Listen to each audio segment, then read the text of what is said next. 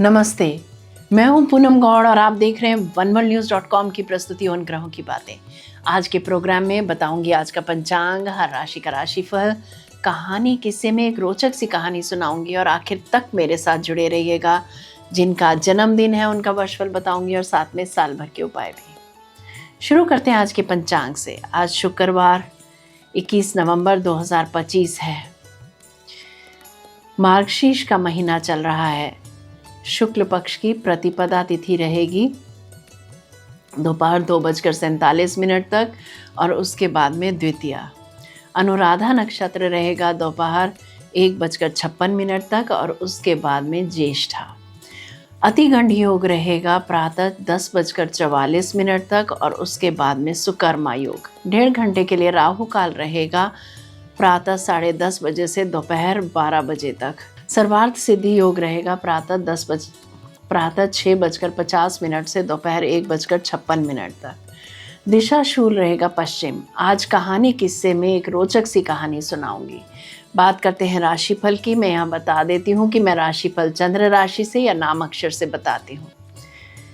आज का दिन 2 भागों में बटा है। दोपहर 2 बजे तक चंद्रमा अनुराधा नक्षत्र में रहेगा जिसका स्वामी शनि है और इसका जो प्रभाव आएगा वो स्थिरता, जिम्मेदारी, रिश्तों में संतुलन, सोच में गहराई आदि।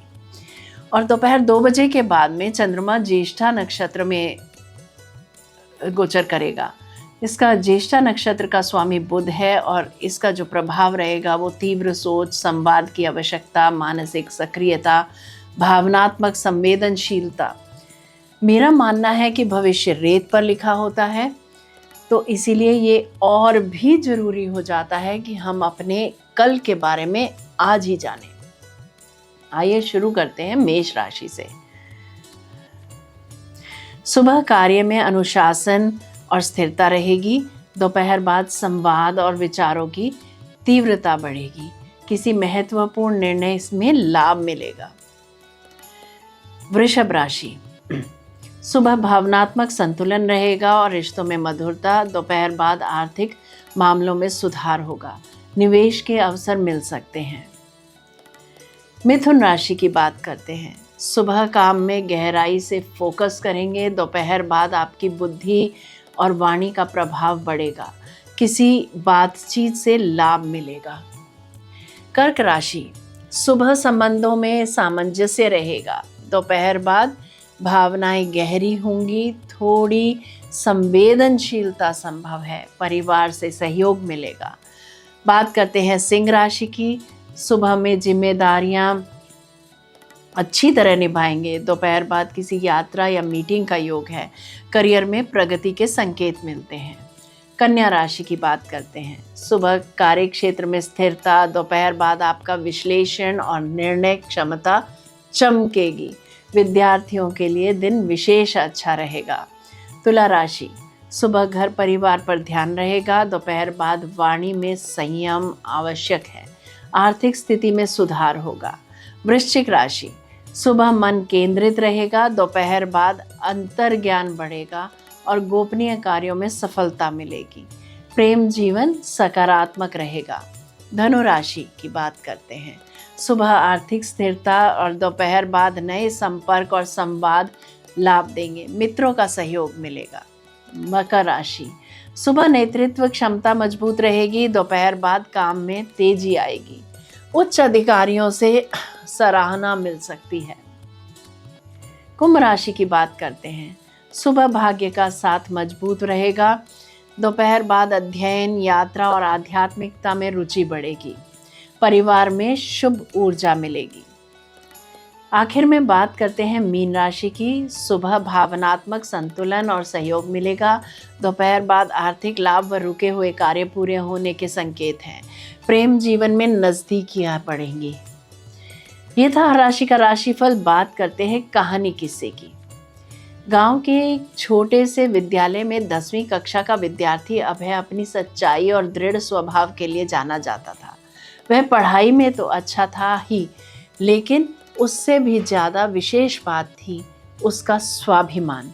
एक दिन विद्यालय में विज्ञान प्रदर्शनी होने वाली थी।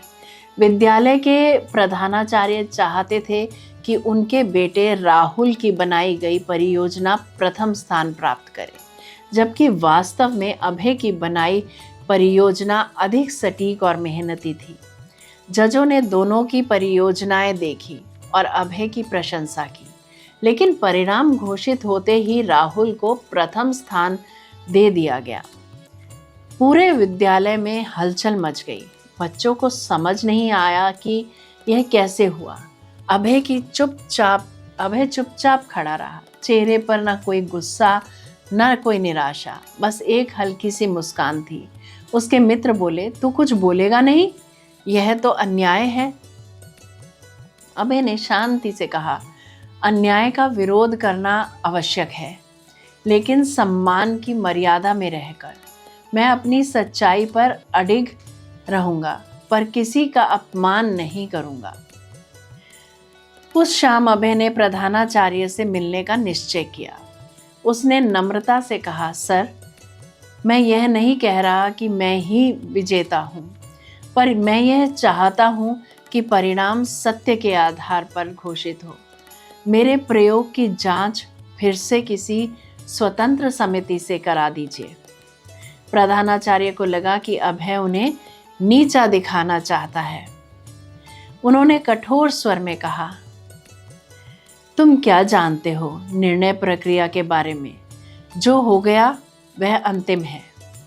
अभय ने धीरे से कहा, जी सर, निर्णय आपका है, पर सत्य का मूल्य सबसे ऊपर होना चाहिए। मैं हार स्वीकार कर सकता हूँ, पर झूठ स्वीकार नहीं कर सकता। प्रधानाचार्य ने कोई उत्तर नहीं दिया। अगले दिन निरीक्षण मंडल विद्यालय में अचानक पहुंचा। उन्हें प्रदर्शनी की रिपोर्ट देनी थी। निरीक्षकों ने छात्रों से प्रश्न पूछे। जब अभय की बारी आई, उसने आत्मविश्वास से हर प्रश्न का उत्तर दिया। उसके उत्तर सुनकर निरीक्षक प्रभावित हुए। फिर उन्होंने राहुल से वही प्रश्न पूछे, पर वह अधिकांश उत्तर नहीं दे पाया। निरीक्षक मंडल ने अपनी रिपोर्ट में स्पष्ट लिखा, विज्ञान प्रदर्शनी में प्रथम स्थान के लिए योग्य छात्र अभय कुमार हैं। प्रधानाचार्य को यह जानकर शर्मिंदगी हुई। उन्होंने अभय को अपनी कक्ष में बुलाया और कहा, बेटा, तुम चाहो तो मुझसे नाराज हो सकते हो। मैंने तुम्हारे साथ अन्याय किया।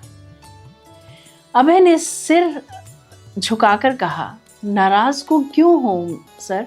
अगर मैं सत्य से डगमगा जाता तो शायद आज सम्मान नहीं पाता।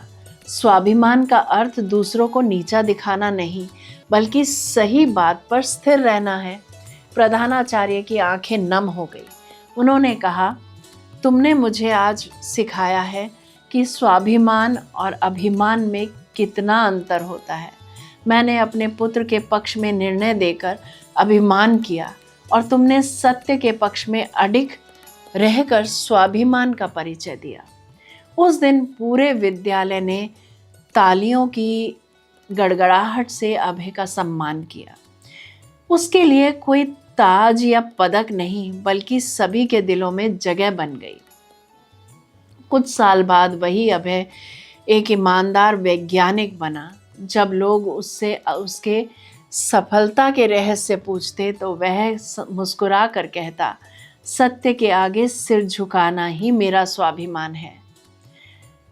यहाँ पे यही संदेश मिलता है कि स्वाभिमान कभी दूसरों को नीचा दिखाने में नहीं, बल्कि सत्य के लिए दृढ़ रहने में है। अभिमान दूसरों को झुकाना चाहता है, जबकि स्वाभिमान केवल असत्य के आगे झुकने को से रोकता है। जिस दिन हम यह अंतर समझ लेंगे, उस दिन हमारा जीवन भी सम्मान से भर उठेगा। जरा सोचिए, बात करते हैं जिनका जन्मदिन है। A very happy birthday to you, enjoy your day. वर्ष 2025-26 आपके लिए विकास, पहचान और आध्यात्मिक मजबूती का वर्ष रहेगा।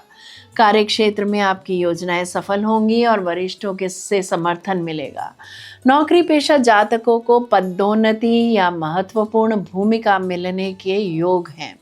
व्यापारियों के लिए यह वर्ष विस्तार, विदेशी संपर्क और नए अवसरों से भरा रहेगा। रचनात्मक क्षेत्रों, मीडिया, अध्यापन और परामर्श से जुड़े जातकों को विशेष उपलब्धियां मिलेंगी। पारिवारिक जीवन में शांति और प्रेम का माहौल रहेगा। माता पिता और परिवार का सहयोग मिलेगा। प्रेम जीवन में गहराई बढ़ेगी और रिश्तों में ईमानदारी मजबूत होगी। अविवाहित जातकों के लिए विवाह के योग भी बन रहे हैं। आर्थिक स्थिति स्थिर और मजबूत रहेगी। निवेश से लाभ होगा।